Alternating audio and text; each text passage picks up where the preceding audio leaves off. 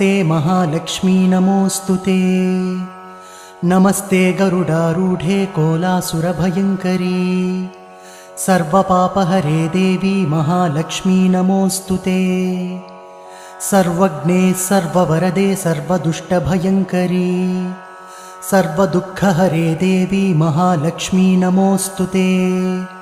सिद्धिबुद्धिप्रदे देवी भुक्तिमुक्तिप्रदायिनी मन्त्रपूते सदा देवी महालक्ष्मी नमोऽस्तुते। आद्यन्तरहिते देवी आदिशक्तिमहेश्वरी योगज्ञे योगसम्भूते महालक्ष्मी नमोऽस्तुते। स्थूलसूक्ष्ममहारौद्रे महाशक्ति महोदरे महापापहरे देवी महालक्ष्मी नमोऽस्तुते। पद्मासनस्थिते देवी परब्रह्मस्वरूपिणी परमेशी जगन्